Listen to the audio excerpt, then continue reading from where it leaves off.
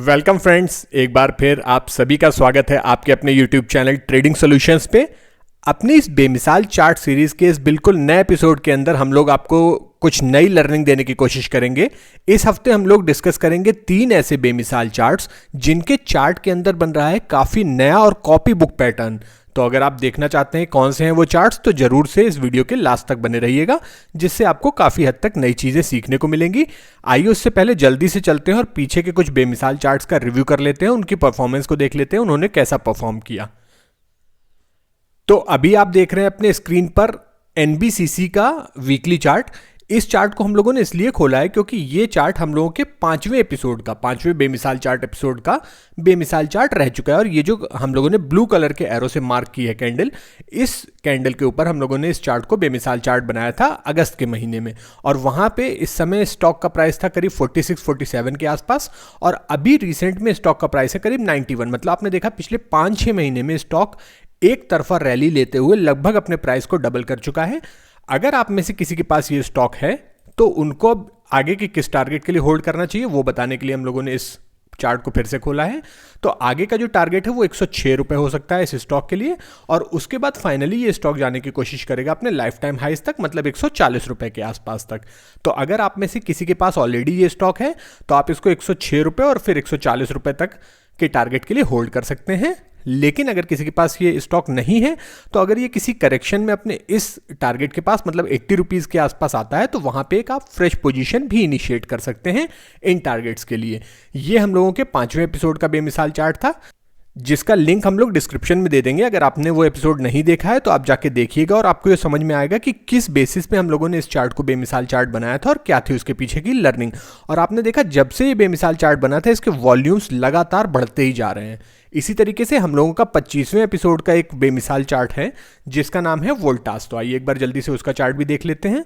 आप अभी अपने स्क्रीन पे देख रहे हैं वोल्टास का चार्ट, और ये जो सुपर कैंडल आपको दिखाई दे रही है इस पे हम लोगों ने इस स्टॉक को अपना बेमिसाल चार्ट बनाया था आज से करीब 3 या 4 हफ्ते पहले। और आपने देखा कैसे इस स्टॉक ने एक तरफा रैली ली और हम लोगों का जो पहला टारगेट था 1060, मतलब 1060 का, उसको इसने अचीव कर लिया है। और अभी भी इस स्टॉक के अंदर कोई करेक्शन या कूल डाउन की कोई संभावना नहीं। आप देख रहे हैं वॉल्यूम्स भी काफ़ी अच्छे हो रहे हैं, तो बहुत ही ज़्यादा संभावना इस बात की है कि स्टॉक जल्दी ही अपने आगे के टारगेट्स, मतलब 1150 और 1330 तक के टारगेट्स को भी हिट कर लेगा। तो ये तो थे हमारे कुछ पुराने बेमिसाल चार्ट।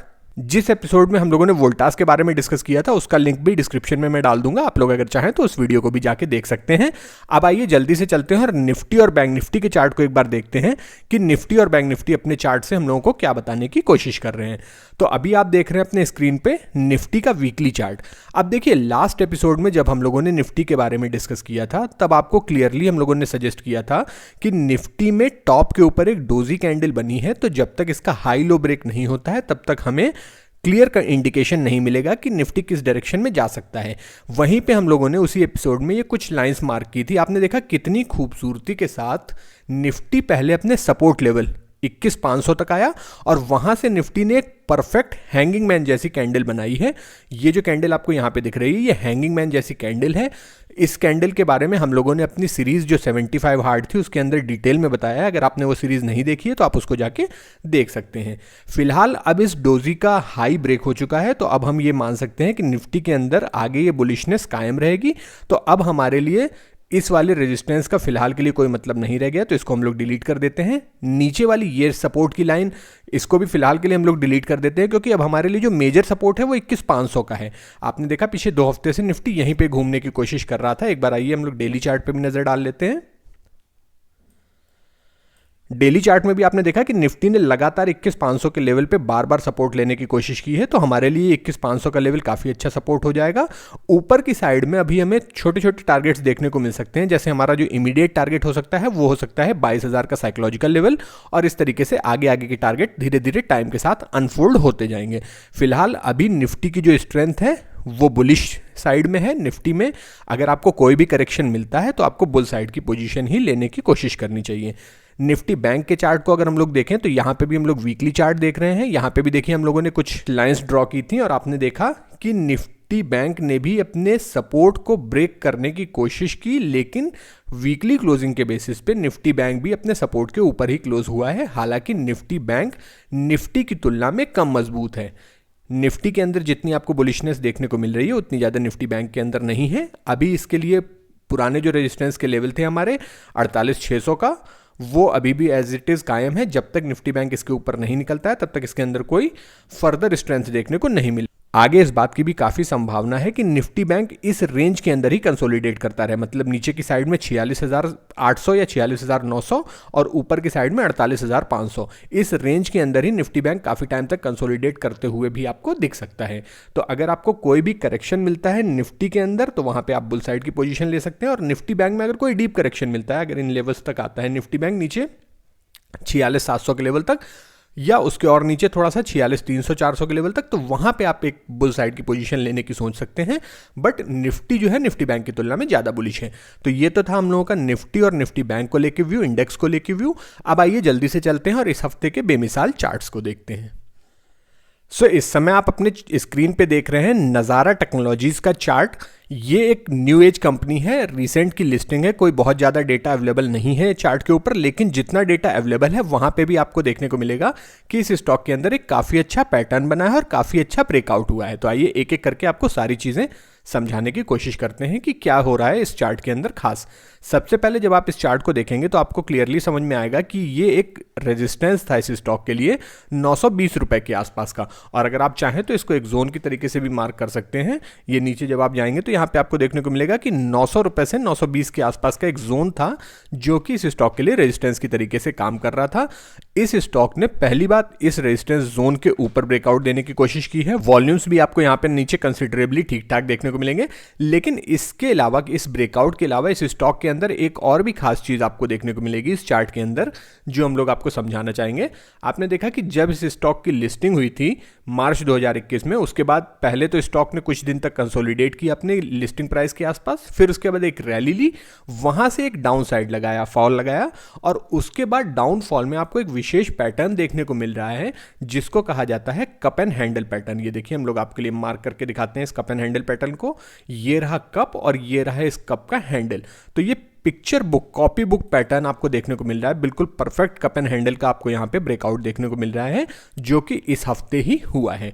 अब इस कंडीशन में अगर कप एंड हैंडल का ब्रेकआउट हो रहा है तो हमारे जो फाइनल टारगेट हो सकते हैं इस स्टॉक के लिए, उनको निकालने के लिए आपको क्या करना है, इस कप की डेप्थ को मेजर कर लेना है और ब्रेकआउट के बाद प्लेस कर देना है। तो अगर आप इस तरीके का काम करेंगे तो आपको ये देखने को मिलेगा कि ये जो हमारा टारगेट निकल के आ रहा है वो आएगा करीब करीब 1270 के आसपास तक। और अगर आप रेजिस्टेंस और सपोर्ट के माध्यम से भी टारगेट निकालना चाहें तो आपको ये एक टारगेट देखने को मिलेगा करीब 1250 के आसपास का, जो कि इस स्टॉक के लिए अगला रेजिस्टेंस हो सकता है। उसके पहले एक छोटा सा रेजिस्टेंस आपको यहाँ पे भी देखने को मिल सकता है जो है करीब 1100 रुपए के आसपास, और फाइनल टारगेट जो हमारा इस स्टॉक के लिए हो सकता है एज ऑफ नाउ वो होगा इस स्टॉक का लाइफ टाइम हाइज, मतलब 1570 के आसपास का। इस समय जो स्टॉक का प्राइस है वो है करीब 946, 950 के आसपास। अगर किसी भी करेक्शन में ये स्टॉक वापस से अपने सप्लाई जोन के आसपास आता है या डिमांड जोन के आसपास आता है, रेजिस्टेंस जोन के आसपास आता है, तो वहां पे एक बुल साइड की पोजीशन इनिशिएट की जा सकती है। और उस कंडीशन में जो एसएल आपको मार्क करना होगा इस स्टॉक के लिए वो होगा इस हैंडल की डेप्थ के आसपास या हैंडल के लो के आसपास, मतलब करीब 780 रुपए के आसपास का। तो ये एक बहुत अच्छा पैटर्न बन रहा था इस स्टॉक के अंदर, जिसको आपको समझाने के लिए, जिसको बताने के लिए हम लोगों ने इस स्टॉक को बेमिसाल चार्ट बनाया है। लेकिन इस चीज़ पे ध्यान दीजिएगा कि ये बाइंग सेलिंग की रिकमेंडेशन नहीं है, ये केवल और केवल लर्निंग पर्पज से हम लोगों ने आपके संग चार्ट शेयर किया था। आइए अब देखते हैं इस हफ्ते का दूसरा बेमिसाल चार्ट कौन सा है। इस हफ्ते का हमारा दूसरा बेमिसाल चार्ट है फार्मा सेक्टर की एक कंपनी एलेंबिक फार्मा, और हमेशा की तरह आप देख रहे हैं इस स्टॉक का वीकली चार्ट। तो जैसे ही आपने इस स्टॉक के वीकली चार्ट को देखा होगा आपको क्लियरली समझ में आ गया होगा कि इस स्टॉक के अंदर एक काफ़ी मच अवेटेड मेजर रेजिस्टेंस का ब्रेकआउट आपको देखने को मिल रहा है, जो लेवल था करीब 840 के आसपास का। ये एक लेवल था, और अगर हम इसको एक सपोर्ट जोन या रेजिस्टेंस जोन की तरीके से मार्क करना चाहें तो ये एक पूरा जोन बन के आ जाता है 820 रुपए से 840 या 850 रुपए के आसपास का, जिसका ब्रेकआउट इस हफ्ते इस स्टॉक ने देने की कोशिश की है, एक बहुत ही अच्छी कैंडल के संग और एक ही बहुत ही अच्छे वॉल्यूम के संग। तो दोनों चीजें हमारे फेवर के अंदर जा रही हैं। लेकिन केवल इतना ही नहीं है, इस स्टॉक के अंदर भी, यहाँ पे भी काफी सारी चीजें हैं जो आप लोगों को बताई जा सकती हैं। तो चलिए एक एक करके सारी चीजें बताते हैं। सबसे पहले तो आप देखेंगे कि फार्मा सेक्टर जो है वो पूरा का पूरा सेक्टर ही बुलिश है, मतलब कि आप काफ़ी टाइम से देख रहे होंगे कि फार्मा सेक्टर के सारे ही स्टॉक अच्छे परफॉर्म कर रहे हो, चाहे वो सिप्ला हो, ल्यूपिन हो, ग्लेनमार्क फार्मा, डॉक्टर रेड्डी, कोई भी स्टॉक हो। ये स्टॉक एक ऐसा था जो कि अभी तक फार्मा सेक्टर की तेजी में पार्टिसिपेट नहीं कर रहा था, लेकिन अब इस स्टॉक ने भी एक अच्छी बुलिशनेस दिखाने की कोशिश की है। तो एक बार हम लोग इसके चार्ट को पहले मंथली चार्ट के अंदर कन्वर्ट करते हैं और वहां पे हम लोग जाके देखेंगे कि क्या हो रहा है इस स्टॉक के अंदर। तो आपने देखा जब से ये स्टॉक लिस्ट हुआ है तब से ये लेवल इसके लिए एक रेजिस्टेंस की तरीके से काम कर रहा था, करीब 800 से 850 का लेवल। यहां तक ये स्टॉक का प्राइस गया, उसके बाद फिर नीचे की ओर आ गया और फाइनली ऊपर जाने के बाद स्टॉक का प्राइस एक बार फिर से करेक्ट होकर आया। तो अब इसमें आपको एक खास चीज दिखाते हैं। उसके लिए हम लोग पहले इसको वीकली चार्ट के अंदर कन्वर्ट करेंगे और फिर इसको लाइन चार्ट के अंदर कन्वर्ट करेंगे, तो आपको शायद ज़्यादा बेहतर तरीके से समझ में आएगा। तो जब आप इसको लाइन चार्ट में कन्वर्ट करेंगे तो आपको एक चीज़ क्लियरली समझ में आएगी कि पहले इस स्टॉक ने एक हेड एंड शोल्डर्स फॉर्मेशन बनाई। ये देखिए लेफ्ट शोल्डर, ये हेड और ये राइट शोल्डर, और इसके ब्रेक डाउन के बाद स्टॉक का प्राइस काफ़ी नीचे तक गया। और जब नीचे से स्टॉक का प्राइस ऊपर करेक्ट हो रहा है या ऊपर की तरफ जा रहा है तो वहाँ पर भी आपको एक और विशेष पैटर्न देखने को मिलेगा जिसको कहा जाएगा इन्वर्स हेड एंड शोल्डर्स। ये देखिए मैंने आपके लिए inverse head and shoulders mark करके दिखाया है कि कैसे पहले ऊपर हेड एंड शोल्डर्स फॉर्मेशन बनी और उसके बाद नीचे इन्वर्स हेड एंड शोल्डर्स बना के ऊपर की ओर स्टॉक का प्राइस जाने की कोशिश कर रहा है। अब जैसा कि आपने हम लोगों की 75 हार्ड सीरीज के अंदर देखा होगा जो टेक्निकल एनालिसिस सिखाने वाली थी कि इन्वर्स हेड एंड शोल्डर्स जो है वो एक बुलिश फॉर्मेशन है, और खास तौर से अगर वो किसी करेक्शन के बाद आती है या किसी डाउनफॉल के बाद आती है तो उस कंडीशन में इन्वर्स हेड एंड शोल्डर्स काफी अच्छा काम करता है। तो यहां आपने देखा कि इन्वर्स हेड एंड शोल्डर्स का ब्रेकआउट भी हुआ है, एक मेजर रेजिस्टेंस का भी ब्रेकआउट हुआ है। तो अब यहां पे आपको एक अच्छे टारगेट देखने की उम्मीद की जा सकती है इस स्टॉक के अंदर। कहां तक की अपसाइड हमें देखने को मिल सकती है? सबसे पहले एक ये लेवल हो सकता है 950 के आसपास तक, जहां जाने की कोशिश करेगा ये स्टॉक। उसके बाद अगला लेवल हो सकता है करीब करीब 1000 रुपए के आसपास का, और फाइनली अपने लाइफ टाइम हाइज को भी ये स्टॉक अटेम्प्ट करने की कोशिश करेगा जो आ रहे हैं करीब 1100 रुपए के आसपास। इस समय स्टॉक का प्राइस है 880। अगर किसी करेक्शन में स्टॉक का प्राइस आपको अपने इस रेजिस्टेंस जोन के आसपास मिल जाता है जिसको इसने अभी अभी ब्रेक किया है, तो वो इसमें एंट्री का सबसे अच्छा प्राइस होगा। और उस कंडीशन में आपको जो एक एसएल मार्क करना है वो करीब करीब 750 या 740 रुपए के आसपास का मार्क करना है, और इसके साथ ही इसमें बुलिश साइड की पोजीशन ली जा सकती है। लेकिन ध्यान रखें, ये जब हम लोग आपसे कहते हैं कि ये स्टॉक अच्छा लग रहा है तो वो किसी भी तरीके से बाइंग सेलिंग की रिकमेंडेशन नहीं होती। आपको हम केवल चार्ट देखने का तरीका सिखाने के लिए स्टॉक के अंदर बनने वाले सारे पैटर्न्स को या उसकी पीछे सारे लॉजिक को समझाने की कोशिश करते हैं। तो ये था हमारा इस हफ्ते का दूसरा बेमिसाल चार्ट। अब आइए देखते हैं इस हफ्ते का तीसरा और आखिरी बेमिसाल चार्ट। इस हफ्ते हमारा तीसरा और आखिरी बेमिसाल चार्ट है एक स्मॉल कैप कंपनी जिसका नाम है पैलरेट टेक्नोलॉजीज। अब अगर आपने इस कंपनी के बारे में नहीं सुना है तो आपको इसके कुछ प्रोडक्ट के बारे में बताते हैं जिनका नाम आपने जरूर सुना होगा। तो ये कंपनी पैलरेट टेक्नोलॉजीज बेसिकली काम करती है मोबाइल्स की ट्रेडिंग में या इलेक्ट्रॉनिक गैजेट्स की मैन्युफैक्चरिंग के सेक्टर में। आपने इनके ब्लूटूथ ईयरफोन्स की जो ब्रांड है उनका नाम जरूर से सुना होगा। पीट्रॉन करके एक ब्रांड आता है मार्केट में, उनकी मैन्युफैक्चरिंग का काम यही कंपनी करती है।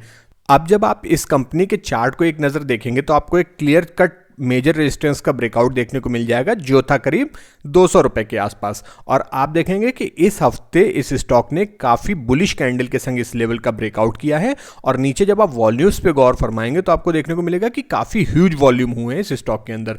ऐसे वॉल्यूम पीछे के टाइम पे कुछ ही टाइम देखने को मिले थे जब से स्टॉक लिस्ट हुआ है। और जब भी आपको ऐसे वॉल्यूम देखने को मिले उसके बाद आपको ये देखना चाहिए कि कितना ज़्यादा सर्ज देखने को मिला है इस स्टॉक के प्राइस के अंदर। तो वही एक्सपेक्टेशन हम लोग यहाँ पे भी करेंगे कि यहां पे इतने ह्यूज वॉल्यूम के संग एक बड़े रेजिस्टेंस का ब्रेकआउट हुआ है तो काफी बड़े टारगेट हमें इस स्टॉक के अंदर देखने को मिल सकते हैं। तो ये तो हो गई पहली चीज जो इस स्टॉक के अंदर हम लोगों को खास तौर से पसंद आ रही है। एक और चीज आपको यहां पे हम लोग मार्क करके दिखाते हैं कि इस स्टॉक का प्राइस पीछे काफी टाइम से एक रेंज के अंदर फंसा हुआ था, जो रेंज आपके लिए हम लोग मार्क करके दिखा देते हैं आपके स्क्रीन पे। एक बॉक्स के अंदर ही, एक रेंज के अंदर ही इस स्टॉक का प्राइस ट्रेड कर रहा था पीछे करीब 1.5 साल से, और यहां पे हमें देखने को मिला है कि इस रेंज का भी ब्रेकआउट हुआ है।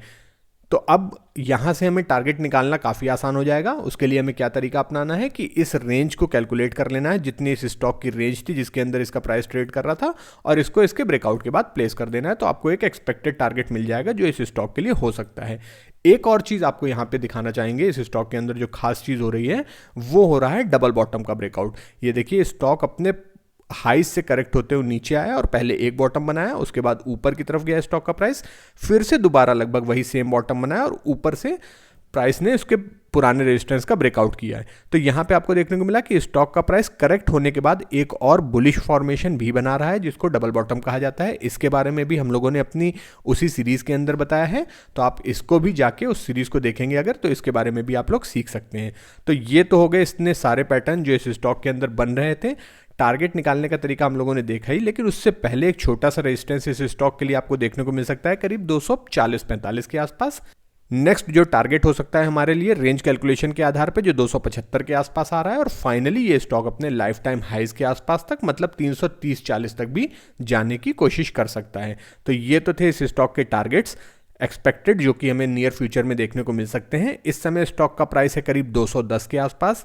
एंट्री का बेस्ट लेवल हो सकता है अपने ब्रेकआउट लेवल के आसपास, मतलब 197 या 200 के आसपास, अगर ये प्राइस करेक्ट होते हुए आता है तो। और फाइनली इसमें जो एक स्टॉप लॉस मार्क किया जा सकता है वो हो सकता है करीब 170 रुपए के आसपास का। तो ये पूरा ट्रेड प्लान हो सकता है इस स्टॉक के लिए। लेकिन फिर से एक बार आप लोगों को डिस्क्लेमर दे दें कि कोई भी बाइंग सेलिंग की रिकमेंडेशन नहीं है हमारी। आपको कोई भी अगर ट्रेड लेनी है तो उसके लिए आप जरूर से अपने फाइनेंशियल एडवाइजर से कंसल्ट कीजिएगा। हम लोग यहाँ पे जो भी जानकारी आपको देते हैं वो केवल और केवल एजुकेशनल पर्पज से है। सो फ्रेंड्स, ये थे हमारे इस हफ्ते के तीनों बेमिसाल चार्ट, और ये तीनों ही चार्ट ऐसे थे जिनके अंदर कॉपी बुक पैटर्न्स बन रहे थे, मतलब बहुत ही शानदार पैटर्न बन रहे थे, पिक्चर परफेक्ट पैटर्न बन रहे थे। तो उम्मीद है कि आपको इस वीडियो से कुछ ना कुछ नया सीखने को मिला होगा। अगर आपकी नॉलेज इस वीडियो के थ्रू इनहेंस हुई है तो इस वीडियो को ज़्यादा से ज़्यादा शेयर कीजिए, जिससे और ज़्यादा लोग भी टेक्निकल एनालिसिस के बारे में सीख सकें। So thank you for watching till and, keep learning, keep earning.